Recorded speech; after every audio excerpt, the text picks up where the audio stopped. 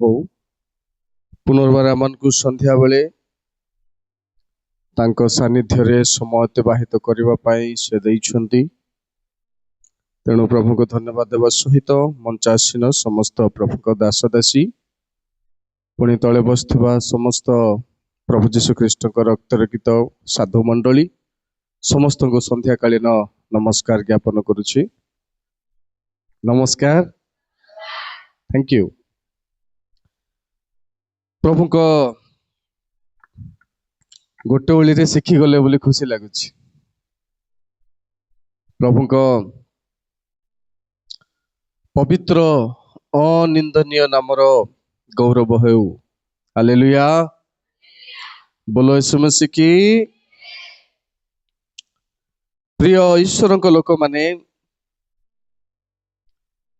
ଆମେ ସକାଳ ବେଳାରେ ଦେଖୁଥିଲୁ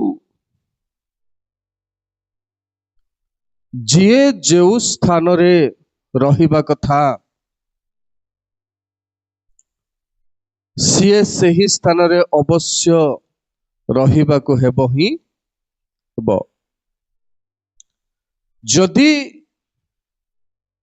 ଜଣେ ସେହି ସ୍ଥାନରେ ରହିପାରନ୍ତି ନାହିଁ, କ୍ଷତି କ'ଣ ହବ, ସମସ୍ୟା କ'ଣ ହବ, ଦି ଚାରିଟା କଥା କହିବି, ବେଶୀ ସମୟ ନେବିନି ଯେହେତୁ ଆମର ଯିବାର ଅଛି।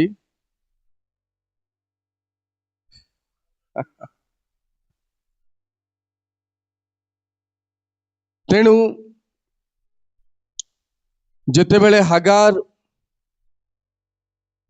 ଆଶୀର୍ବାଦର ଜାଗା ଛାଡ଼ି ନିଜ ଇଚ୍ଛାରେ ପଳାୟନ କରିବାକୁ ବସିଲେ, ସେତିକି ବେଳେ ପରମେଶ୍ୱର ପୁନର୍ବାର ପ୍ରତ୍ୟେକଙ୍କୁ ସେକେଣ୍ଡ ଚାନ୍ସ ଦେବାକୁ ଚାହାନ୍ତି। ତେଣୁ ସେ ଅଧା ବାଟରେ ହାଗାରଙ୍କ ସାକ୍ଷାତ ପାଇ କହିଲେ, ତୁମେ ସାନ୍ତାଣୀ ପାଖକୁ ଫେରିଯାଅ। ଫେରି କେବଳ ଯିବ ତାହା ନୁହଁ, ତାଙ୍କର ବଶୀଭୂତା ହେବ। 7ଟି କଥା ମୌଳିକ ଭାବରେ ଆପଣମାନଙ୍କ ସମ୍ମୁଖରେ ମୁଁ ରଖିଲି, କିନ୍ତୁ ଏ ସନ୍ଧ୍ୟା ବେଳରେ ଯଦି ଆମେ ଫେରି ଯାଉ ତ ଯାଉ, ଯଦି ଆମେ ଫେରି ନ ଯିବା ତାର ଫଳାଫଳ କ'ଣ ହବ? 3-4 ଜଣଙ୍କ କଥା କହିବି, ଟିକେ ଧ୍ୟାନ ଦେଇ ଶୁଣନ୍ତୁ। କିନ୍ତୁ ପ୍ରିୟ ଈଶ୍ୱରଙ୍କ ଲୋକମାନେ, ଯେତେବେଳେ ସ୍ୱର୍ଗୀୟ ଦୂତଙ୍କର ବାର୍ତ୍ତାକୁ ସେ ଅବଲମ୍ବନ କଲେ, ପାଳନ କଲେ, 8 ପଦରେ ଏହା କୁହାଗଲା, ଆଗ ସାରିର ଦାସୀ ହାଗାର, ତୁମ୍ଭେ କେଉଁଠାରୁ ଆସିଲ, ପୁଣି କେଉଁଠାକୁ ଯିବ? ତହିଁରେ ସେ କହିଲା, ମୁଁ ଆପଣା ସାନ୍ତାଣୀ ସାରି ନିକଟରୁ ପଳାଉଅଛି। ସେତେବେଳେ ସଦାପ୍ରଭୁଙ୍କ ଦୂତ ତାହାକୁ କହିଲେ, ତୁମ୍ଭେ ଆପଣା ସାନ୍ତାଣୀ ନିକଟକୁ ଫେରିଯାଇ ନମ୍ର ଭାବରେ ତାହାଙ୍କର ହସ୍ତର ବଶୀଭୂତା ହୁଅ। କେମିତି ବଶୀଭୂତା ହେବାକୁ କହିଲେ? ନମ୍ର ଭାବରେ। ଧ୍ୟାନ ଦେଇ ଶୁଣନ୍ତୁ, ଗୋଟେ ହାଫ୍ ଏନ୍ ଆୱାର, ଅଧଘଣ୍ଟା। ନମ୍ର ଭାବରେ। ଏଇ ଶବ୍ଦ ଗୁଡାକ କୌଣସି ମନୁଷ୍ୟ ହାଗାରକୁ କହି ନାହାନ୍ତି, ବରଂ ଏଇ ଶବ୍ଦ ସବୁ ସ୍ୱର୍ଗୀୟ ପରମେଶ୍ୱରଙ୍କ ପ୍ରେରିତ ଦୂତ ହାଗାରଙ୍କୁ କହିଛନ୍ତି। ଅନେକ ଲୋକ କୁହନ୍ତି ଏଇ ଦୂତ ଯୀଶୁ ଖ୍ରୀଷ୍ଟ ଥିଲେ ବୋଲି। ଛାଡ଼ନ୍ତୁ, କିନ୍ତୁ ପ୍ରିୟ ଈଶ୍ୱରଙ୍କ ଲୋକମାନେ, ଆମର ସକାଳ ବେଳାର ଗୋଟେ ପ୍ରଶ୍ନ ମୁଁ ଆପଣଙ୍କ ପାଖରେ ରଖିଥିଲି, ସେ ଫେରି ଗଲା କି ନାହିଁ? କାରଣନ୍ତୁ 21 ପର୍ବ ଆଦି ପୁସ୍ତକ 21 ପର୍ବ 9 ପଦରୁ ମୁଁ ପଢୁଛି, ଧ୍ୟାନ ଦିଅନ୍ତୁ। ଅନନ୍ତର ମିଶରିଆ ହାଗାର अब्राहमଙ୍କ निमंते जो पुत्र जन्म करिथिला सारा देखिला से परिहास करुअछि। एहेतु से अब्राहमଙ୍କୁ कहिला तुम्भे एही दासी की ओ एहार पुत्र को दूर करि दियो, कारण एही दासी पुत्र मोहर पुत्र इसहाक सहित उत्तराधिकारी हेबो। से फेरी जाइछि ना नहीं? फेरी जाइछि। ध्यान रे बसंतु, फेरी जाइछि किंतु गुणर परिवर्तन हेई पारि। दूत जा कहिले तुमे मालिकाणी पाखक जीव, नम्र भावरे ताहार बसीभूत हेब। प्रिय बापा माँ भाई भाई भणी माने एई वाक्य परमेश्वरଙ୍କ दूतଙ୍କ ठारू श्रवण कले हे हागार विश्वस्ता हेई पारि नथिला, बरं ता पूर्वर जो गुण थिला चिड़चिड़ करैबार सेई चिड़चिड़ा गुण को पुनर्बार अनुग्रह सुजोग पाइले मध्य से परिवर्तन न करी प्रदर्शन कला। तेणु से 9 पदरे आमे देखुचु जे सारा कहउछन्ति से परिहास एबे मध्य करूची। प्रिय बापा माँ भाई भणी माने प्रथमे से परिहास कला जे सारा गर्भवती हेई पारिला नाही। जेतेबेले सुजोग पाइला आउ थरे घर को प्रत्यावर्तन करिबा निमंते से पुत्र प्रसव कला पर आउ थरे परिहास करूची। तार अर्थ बारंबार जदि जने लोक अपरिवर्तित हेबो तार परिणाम भयंकर हब। तेणु बेले बेले आमे गाउली भाषा कहूनु कि गोटे थर कहबी, 2 थर कहबी, 3 थर कहबी, नले बजेबी, अछि कि नहीं? एगुड़ाक अच्छे आमे मते कहूँ गोटे थर कहले, 2 थर कहले, 3 थर कहले, नहले नहीं। एई भली परमेश्वर मध्य प्रिय भाई भणी माने थर परे आउ थरे सुजोग दियंती, किंतु हागारर मन परिवर्तन हैला नहीं। पुनर्बार तार सेई पूर्व गुण को से आपनार मालिकाणी दृष्टि रे प्रदर्शन करुछि। तेणु द्वितीय दशा तार केमिति हैला देखंतु। बेले बेले आमे जदि अपरिवर्तित हेबा, बेले बेले जोठी रहिबा कथा सेहिटी रहिबा नाही, ताकू जदि आमे छाड़िबा तेबे परिस्थिति भयंकर हबो। केमती परिस्थिति भयंकर हैला देखंतु। 10 पदर मु पढुची, समस्त बाइबल खोली ध्यान करंतु।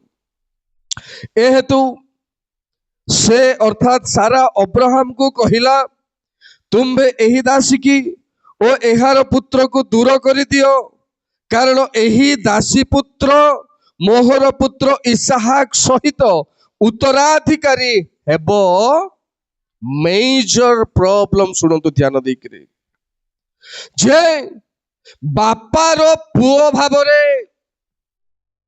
प्रिय बापा माँ भाई भणी माने गोटिए पुओ जो अधिकार बापार संपत्ति रु पाइबा कथा, बापार पुओ भावरे जो अधिकार अंश जने पुओ पाइबा कथा हेई पारे जदि माँ हागार फेरी जाई नम्र भावरे बसीभूता हेइथिले आउ ए अनधिकार से पाई न थांता।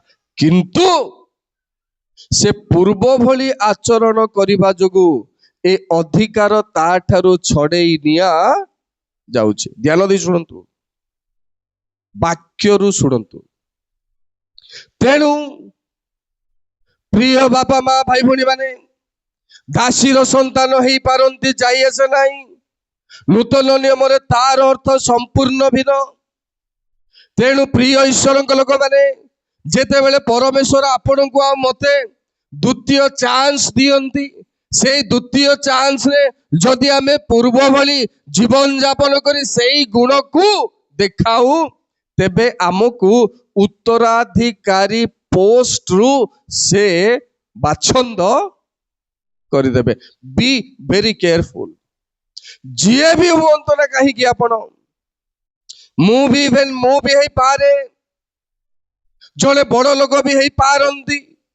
प्रिय ईश्वर लोक माने ତେଣୁ ହାଗାରକୁ ଯୋଉ ପଦବୀରେ ନିଯୁକ୍ତ ଦିଆଯାଇଥିଲା, ଯୋଉ କାର୍ଯ୍ୟ ତାର ଥିଲା, ସେଇ କାର୍ଯ୍ୟ ବଦଳରେ ଏ ଅନୁଗ୍ରହରେ ଗର୍ଭବତୀ ହେଲା ବୋଲି ମାଲିକାଣୀକୁ ତୁଚ୍ଛ ଦେଖିବା ପରମେଶ୍ୱରଙ୍କ ଦୃଷ୍ଟିରେ ଗ୍ରହଣ ଯୋଗ୍ୟ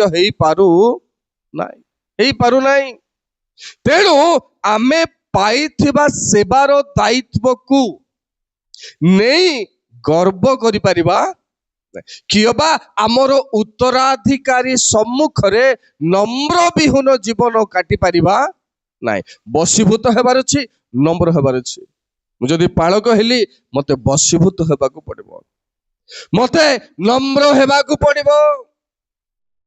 ଯଦି ଆପଣ ସେବକ ସେବିକାର ଦାୟିତ୍ୱ ପାଇଲେ, ପ୍ରିୟ ଭାଇ ଭଉଣୀ ମାନେ, ଆପଣ ଉତ୍ତରାଧିକାରୀ ଦୃଷ୍ଟିରେ ଆପଣଙ୍କୁ ନମ୍ର ହେବାକୁ ହେବ।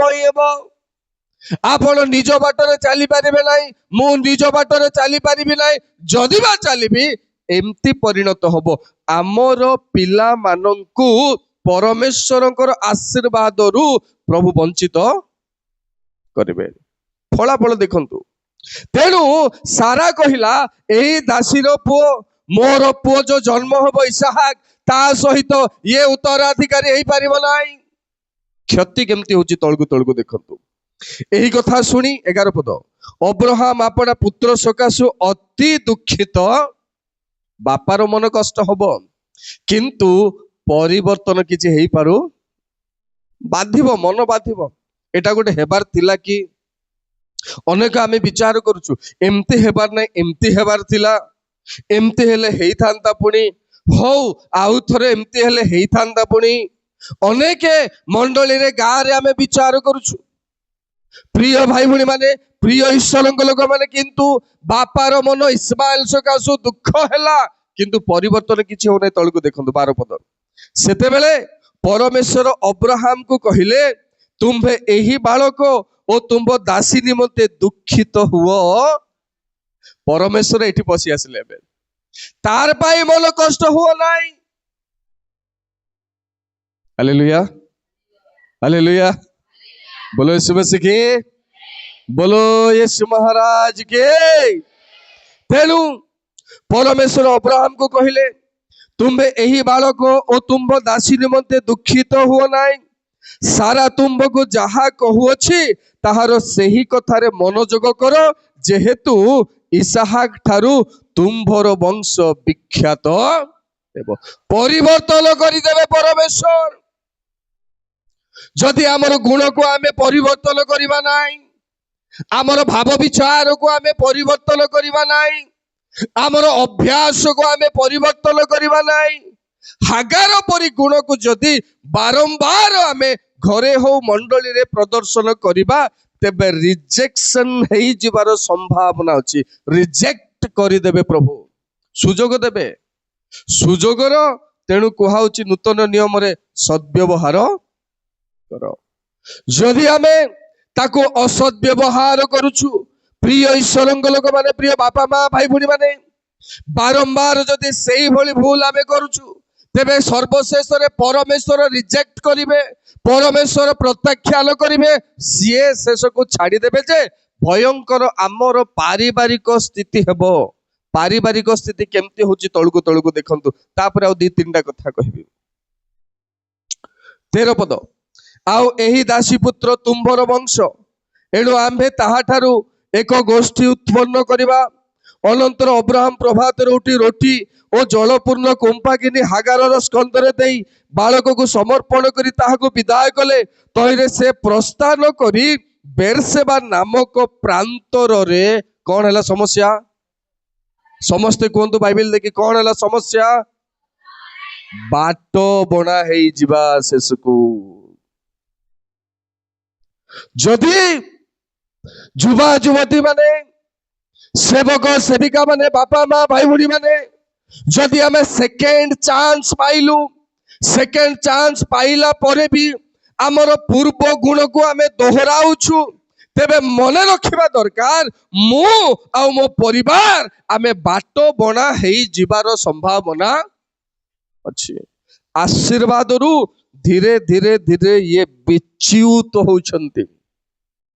केवल बाट बना हेले ताहा नाही, प्रिय बापा माँ भाई भूणी माने 15 पद देखंतु लेखा अछि पुणी कुंभार जल शेष हुअन्ते हागार गोटे बुदार मूल बालक को छाड़देला पुणी से ताहा आगु दूर को तीरे के परिमाण जाई बसिला कारण से कहिला बालकर मरण मु देखिबी नाई पुणी से ताहा आगरे बसी उच्च स्वर रे रोदन एमिति टाइम आसीबो शेष को जे कांदले मध्य दिन सर्व तेणु सुजोगर सद्व्यवहार करने को पड़िबो बेले बेले प्रिय भाई भणी माने आमे निजर सुविवेचना रे आउजी पड़ुछु तेणु आमे एइटा ही भलो बोली भलो विषय मध्य बेले बेले तार ऊपर डिपेंडेंट हेबा को हबो नाही आउ थरे सुविचार को आसीबा को पड़िबो हमको तेणु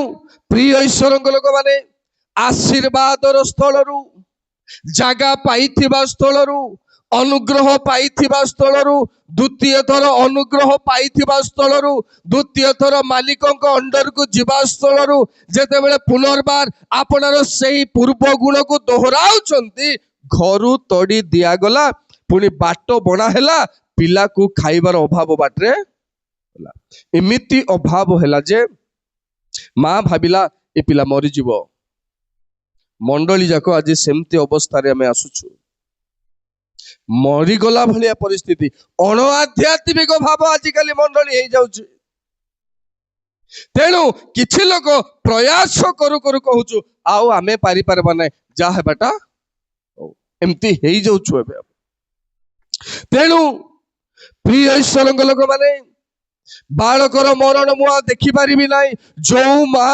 बालक पाई एते गर्व करूथिला जो माँ से पुओ पाई एते गर्व करूथिला जो माँ से गर्भधारण से पुओ को कला परे निजर मालिकानी को तुच्छ मने कला जो माँ पुत्र प्रसव कला परे सेई गुण को मालिकानी सम्मुख रे दोहराउछि सेई माँ सेई पुओ को नहीं एबे मरी जीवो बोली कांदुछि उद्धार करबा लोक किए ठिया आओ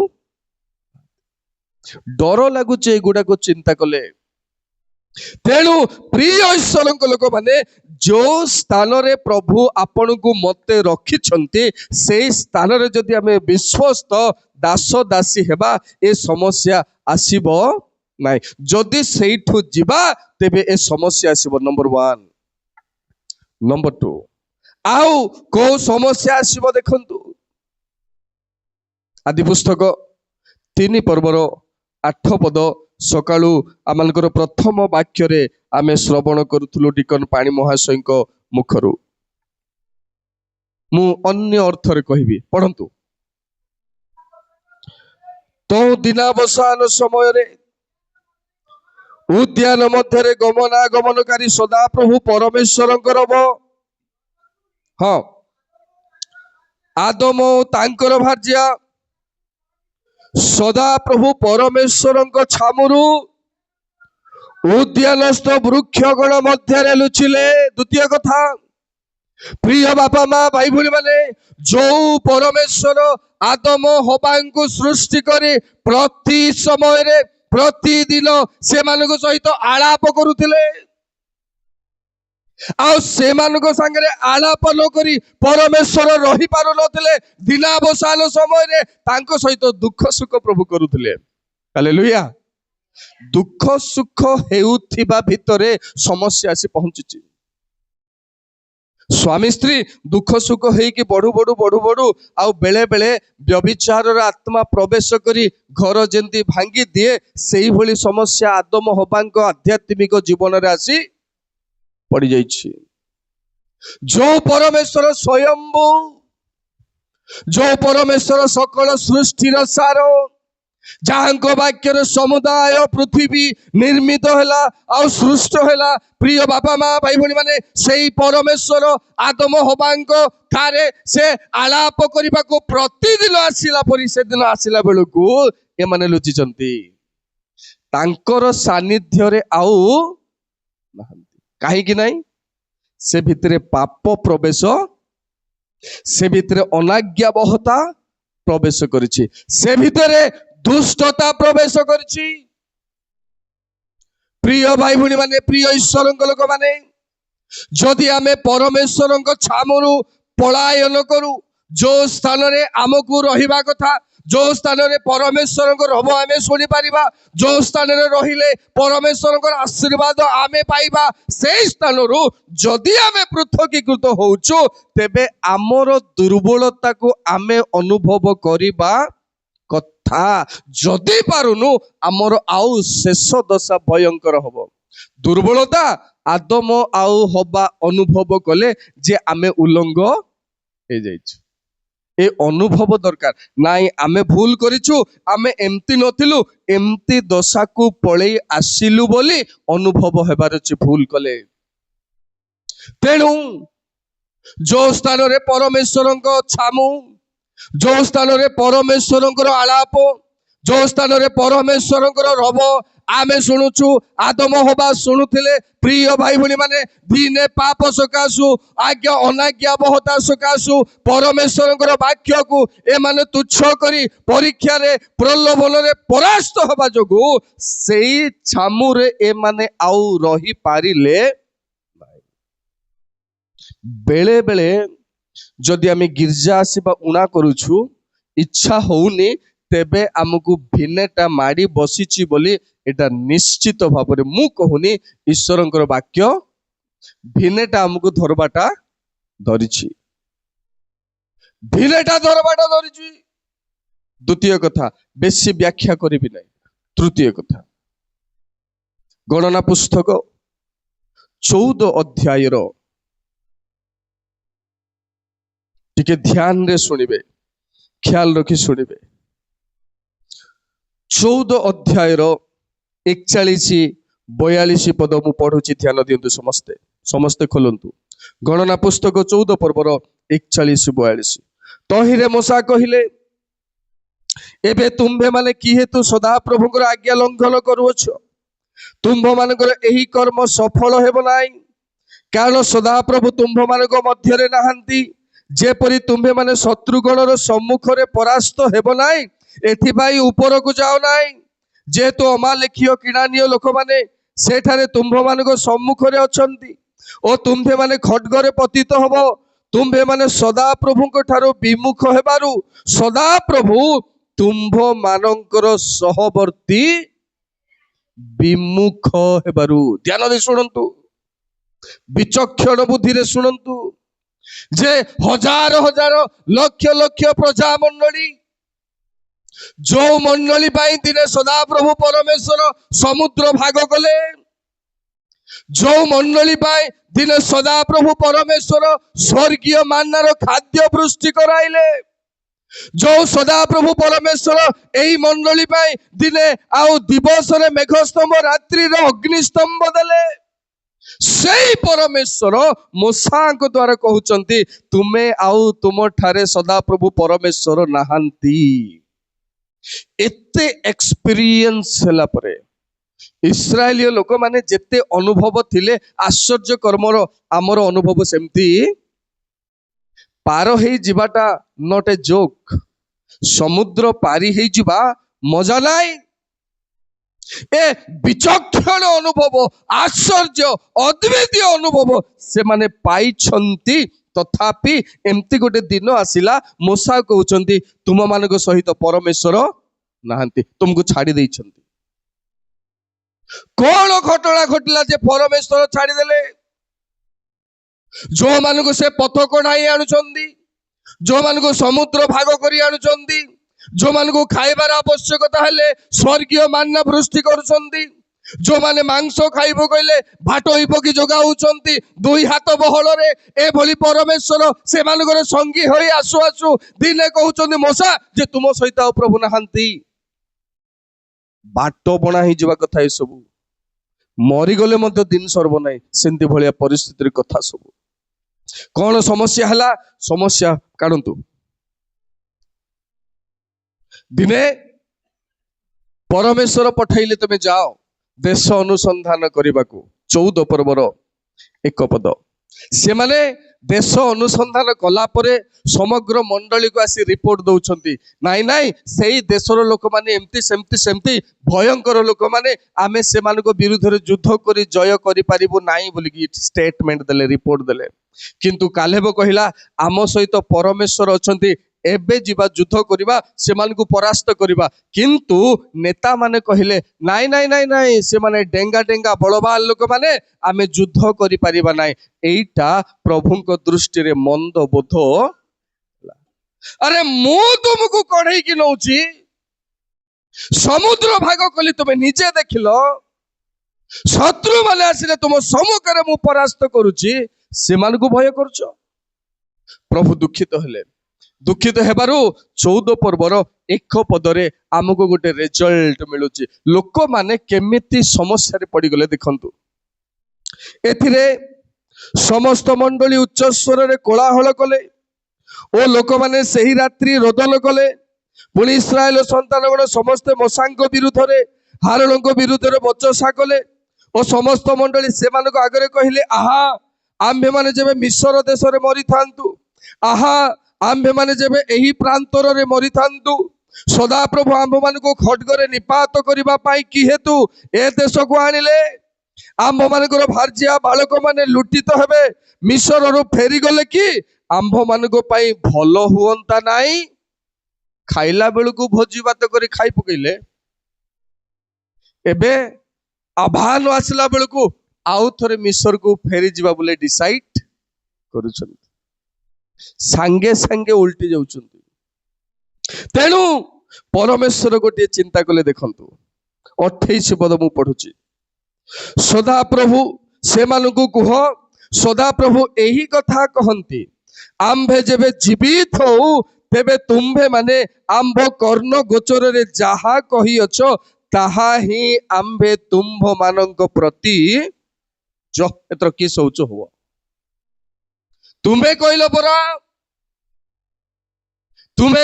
एमती सेमती सेमती बोली मु सुनिली सेटा तेणु तुम्हें जोटा कहछ मु सेटा तुमको करबी बोली आउ कौन कले 36 पदर देख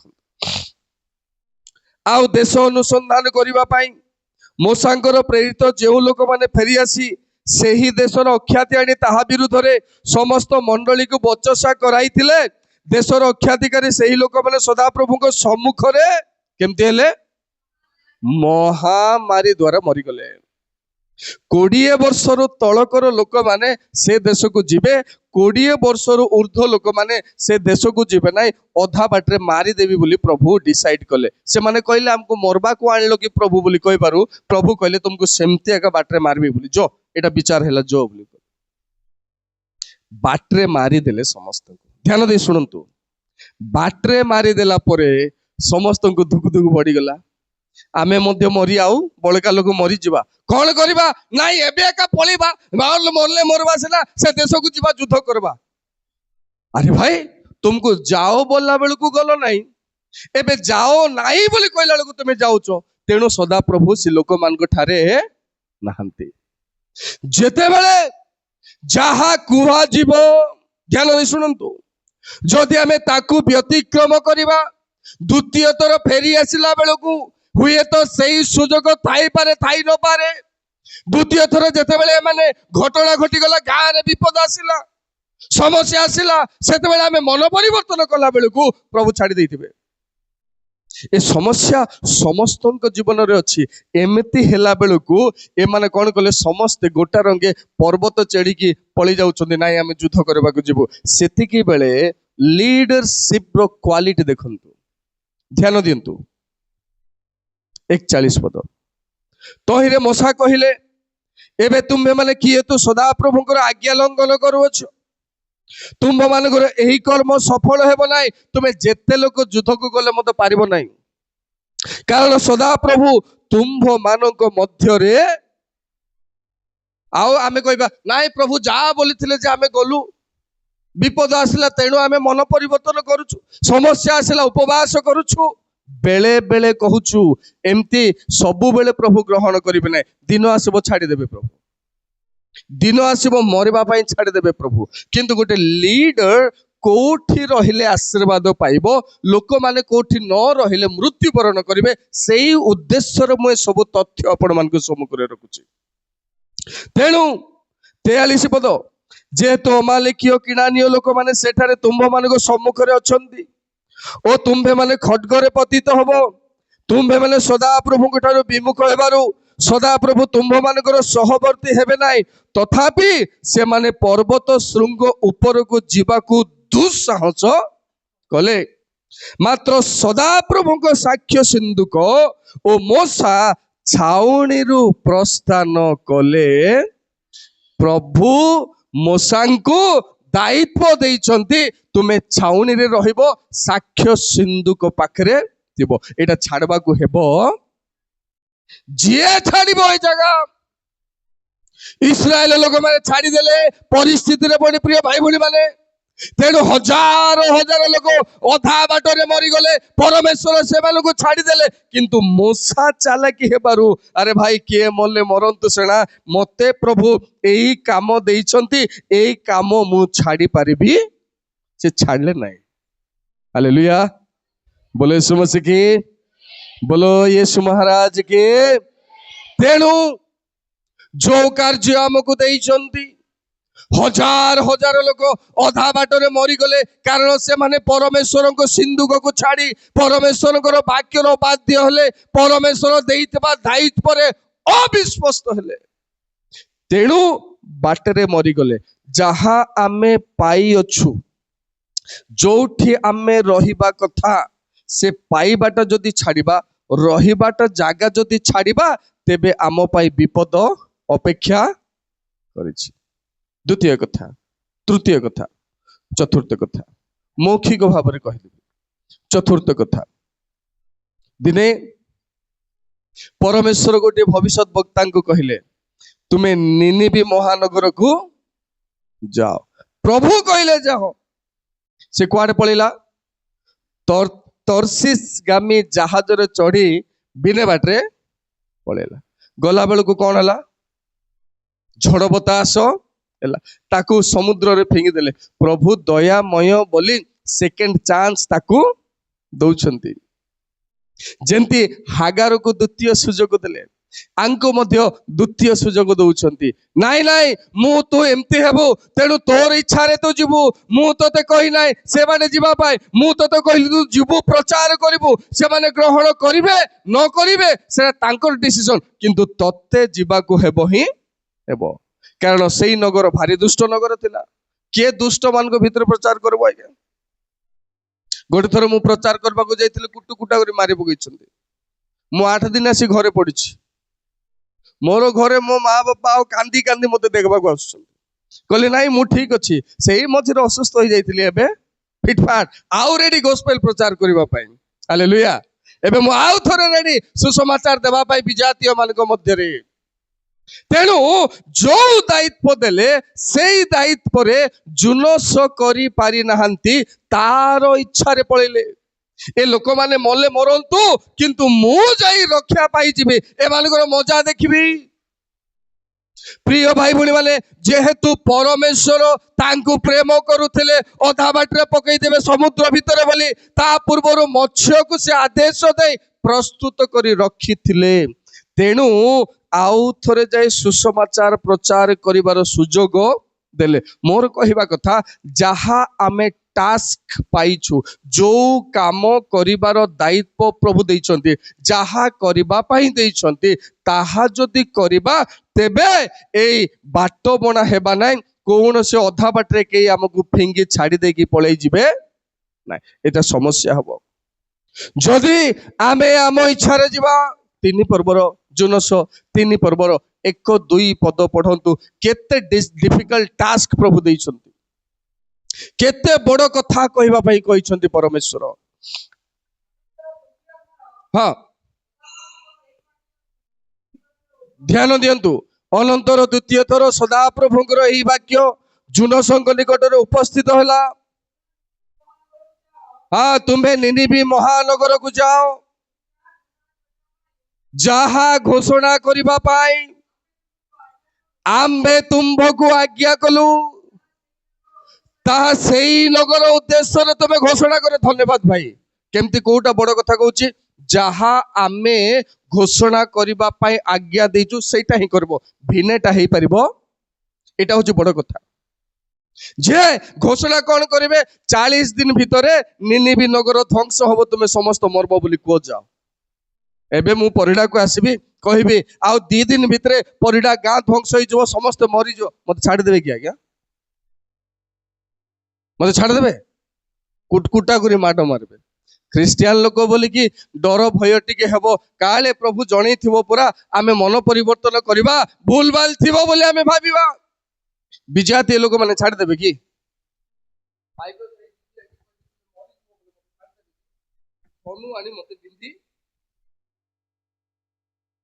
ତେଣୁ ଯାହା ପରମେଶ୍ୱର ଆଜ୍ଞା କଲେ ତାହା ହିଁ ମତେ କହିବାର ଅଛି। ମୋର ଇଚ୍ଛାରୁ ମୁଁ ପ୍ରଚାର କରିପାରିବି ନାହିଁ, ମୋର ଆକଳନରୁ ମୁଁ ପ୍ରଚାର କରିପାରିବି ନାହିଁ। ଯାହା ପରମେଶ୍ୱର ମତେ ଆଦେଶ କଲେ ତାହା କହିବି। ଦିନେ ଗୋଟେ ଟେଷ୍ଟ ହେଲା, ଆମକୁ 10 ଜଣକୁ ଠିଆ କରେଇଲେ। 10 ଜଣ ଆମେ ଲାଇନରେ ଠିଆ ହେଲୁ, ଆମମାନଙ୍କର ଭାବକୁ ଟେଷ୍ଟ କଲେ।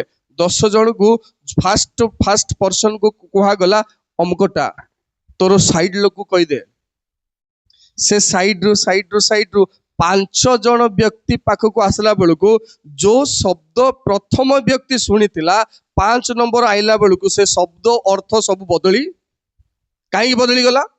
ଯେ ଶୁଣବା ଲୋକ ଠିକ ଶୁଣିଛି, ଦ୍ୱିତୀୟ ଲୋକ ଯେ ଶୁଣିଲା ସେ ତାର ହିସାବରେ ତାକୁ ଅନୁବାଦ, ସେ ତାର ହିସାବରେ ଅନୁବାଦ କରି ତୃତୀୟ ଲୋକକୁ କହିଲା। ସେ ତୃତୀୟ ଲୋକ ଯୋଉଟା ଶୁଣିଲା ସେ ତାର ହିସାବରେ ଅନୁବାଦ କରି ଚତୁର୍ଥ ଲୋକକୁ କହିଲା, ପଞ୍ଚମ ଲୋକଙ୍କୁ କହିଲା। ହେଲେ ଯୋଉ ମୂଳ କଥା ଯାହା ଜଣେ ଲୋକ ପ୍ରଥମ ବ୍ୟକ୍ତିଙ୍କୁ କହିଲା, 5 ନମ୍ବର ବ୍ୟକ୍ତିକୁ ଆସିଲା ବେଳକୁ ସେ ମୂଳ କଥାର ଶବ୍ଦ ଅର୍ଥ ସବୁ ବିକୃତ। ଏମିତି ହଉଛୁ ଏବେ।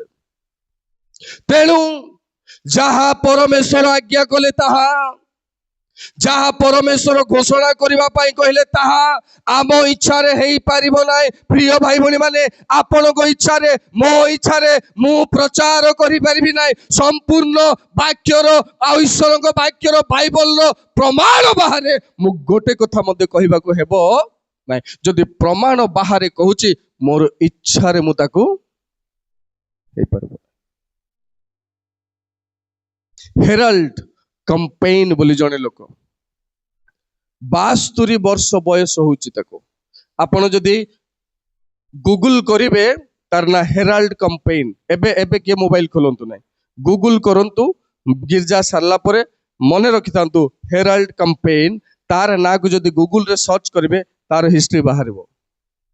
ସେଇ ଲୋକ 2011 ମେ 11 ତାରିଖରେ, ମେ 14 ତାରିଖରେ ଯୀଶୁ ଖ୍ରୀଷ୍ଟଙ୍କର ଦ୍ୱିତୀୟ ଆଗମନ ହେଇଯିବ ବୋଲି ଗୋଟେ ପ୍ରେଡିକ୍ସନ ଦେଲା, ଗୋଟେ ବହି ଲେଖିଲା।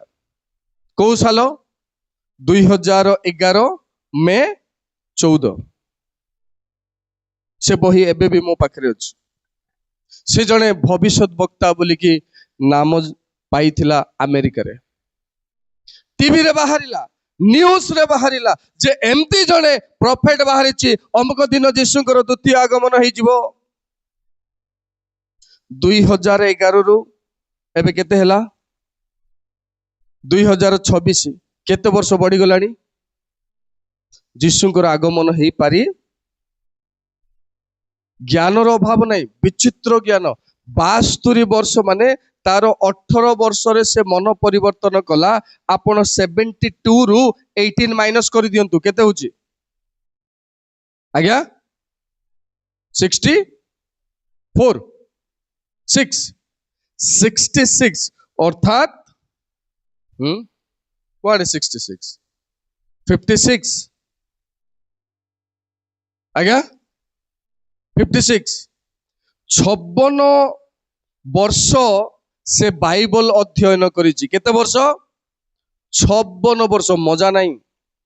56 ବର୍ଷ ଦ୍ୱିତୀୟ ଆଗମନ ସମ୍ବନ୍ଧରେ, ସପ୍ତମ ମହାକ୍ଲେଶ ସମ୍ବନ୍ଧରେ, ପୁଣି କେବେ ର୍ୟାପଚର ହବ, ମଣ୍ଡଳୀର ସ୍ଥିତି କଣ ହବ, କଣ ହବ, 56 ବର୍ଷ ବାଇବଲ ଅଧ୍ୟୟନ କରିବି ଡେଟ୍ ଦେଇକି ସେ ଫେଲିୟର ହେଇଗଲା। କାହିଁକି ଫେଲିୟର ହେଇଗଲା? ସେଟା ନିଜର ଆଇଡିଆରେ ଡେଟ୍ ଦେବାରୁ ଫେଲିୟର। ପ୍ରଭୁ କେବେ ଡେଟ୍ ଦେବାକୁ କେବେ ଚାହିଁ ନାହାନ୍ତି। ଯାହା ପ୍ରଭୁ ଦେବେ ତାହା ଆମକୁ କହିବାର ଅଛି। ତେଣୁ 72 ବର୍ଷର ବୁଢା, ପାଖାପାଖି 56 ବର୍ଷର ବାଇବଲର ଅନୁଭବ, ଦିନ ରାତି ବାଇବଲ ସେ ଧ୍ୟାନ କରୁଛି, ଗୁଡାଏ ପୁସ୍ତକ ଏମାନେ ସେ ଲେଖିଲେ, ତଥାପି ଫେଲିୟର ହେଇଗଲେ। ତୁ ମୁଁ କହିବା କଥା କଣ, ଜୁନସକୁ ପରମେଶ୍ୱର କହିଲେ ଆମେ ଯାହା କହୁଛୁ ତାହା ହିଁ ଘୋଷଣା କର, ଆମେ ନ କହିବାଟା କରିବାକୁ ହେବ ନାହିଁ। ତେଣୁ ଏମିତି ପ୍ରଭୁଙ୍କ ବାକ୍ୟ ପାଇବା ଲୋକ ଜୁନସ ନିଜ ଇଚ୍ଛାରେ ସେ ଯେତେବେଳେ ପଳାୟନ କଲେ, ଅଧା ବାଟରେ ତା ପାଇଁ ସମସ୍ୟା। ପ୍ରିୟ ଭାଇ ଭଉଣୀ ମାନେ, ଯୋଉ ସ୍ଥାନରେ ଯୋଉ କାମ ପାଇଁ ପ୍ରଭୁ ଆପଣଙ୍କୁ ମତେ ରଖିଛନ୍ତି, ସେଇ କାମ ଯଦି ଆମେ କରିବା ନାହିଁ, ଯିବା ତାକୁ ଛାଡିକି ସମସ୍ୟାରେ ଆମେ ପଡିବା। ବେଶୀ ବିଳମ୍ବ କରିବିନି, ପ୍ରାୟ ଶେଷ କଥା।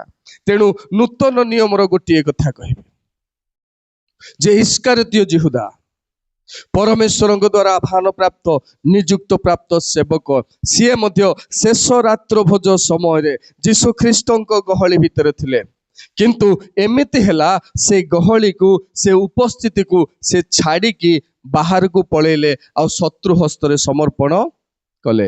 କେବଳ ଯାହା ପାଇଛୁ, ଯୋଉ ସ୍ଥାନ ପାଇଛୁ, ଯୋଉ ସେବାର ଦାୟିତ୍ୱ ପାଇଛୁ, ଆପଣ ହୁଅନ୍ତୁ କି ମୁଁ ହୁଅନ୍ତୁ, ଯାହା ପ୍ରଭୁ କହିବା ପାଇଁ କହୁଛନ୍ତି ତା ବ୍ୟତୀତ ଅଲଗା କଥା ଯଦି କହିବା, ଆମେ ବିଫଳ ହେଇଯିବାର ସମ୍ଭାବନା ଅଛି।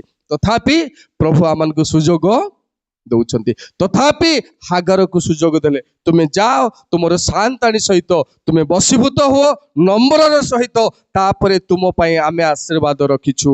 ପ୍ରଭୁ এই ସବୁ ବାକ୍ୟରେ ଆମ ସମସ୍ତଙ୍କୁ ଆଶୀର୍ବାଦ କରନ୍ତୁ। ଧନ୍ୟବାଦ। ପୁନର୍ବାର ସମସ୍ତଙ୍କୁ ନମସ୍କାର।